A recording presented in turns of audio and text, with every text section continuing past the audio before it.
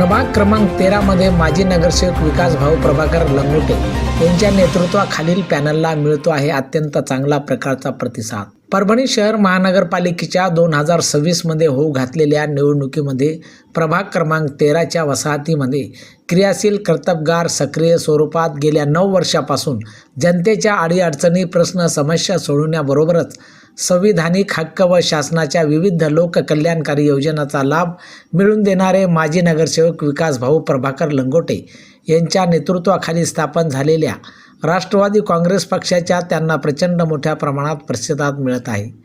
या पॅनलमध्ये जन आरोग्य सेवक तथा समाजसेवक राहुल गौतम कांबळे, समाजसेवक इमरोज खान, मोहम्मद खान उर्फ बाबूलालजी, समाजसेवक इम्रान खान, लियाकत खान व स्वतः विकासभाऊ प्रभाकर लंगोटे या चौघांचा समावेश असून हे सर्व कार्यकर्ते अनेक वर्षापासून जनतेच्या संपर्कात राहून विकास कामे करणारे सक्रिय कार्यकर्ते आहेत।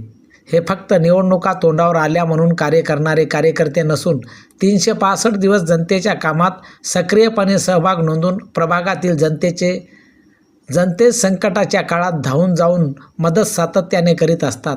त्यामुळे या सर्वांची माणसामध्ये चांगल्या प्रकारची प्रतिमा असून या चौघांच्यामुळे प्रभागातील वसाहतीच्या विकासाला भविष्यामध्ये निश्चित प्रमाणामध्ये गती प्राप्त होऊ शकते, अशी भावना जनतेच्या निर्माण झालेली आहे।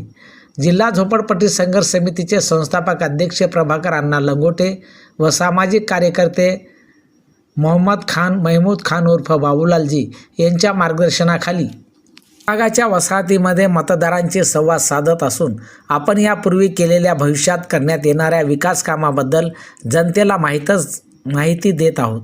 या सर्व प्रकारामुळे प्रभागातील मतदार त्यांच्यावर विश्वास ठेवून त्यांना संधी देणार असल्याचे मतदार सांगत असल्याचे निदर्शनात येत आहे। हे सर्व उमेदवार जात-पात, धर्मपंथ असा कोणताही प्रकारचा भेदभाव न करता सर्व धर्माच्या लोकांना सोबत घेऊन काम करण्याची त्यांची पद्धत असल्यामुळे जनता त्यांच्या पाठीशी उभी राहत असल्याचे चित्र या प्रभागामध्ये निर्माण झाले आहे। या चौघांनाही जनतेचे प्रश्न सोडवण्याची मनातूनच आवड असल्यामुळे यांचा प्रभाव मतदारावर पडत असून त्यांना अत्यंत चांगल्या प्रकारचा प्रतिसाद विजयी करण्याच्या अनुषंगाने मिळत असल्याचे दिसत आहे। परभणी न्यूजच्या वतीने घेतलेला हा वृत्तांत।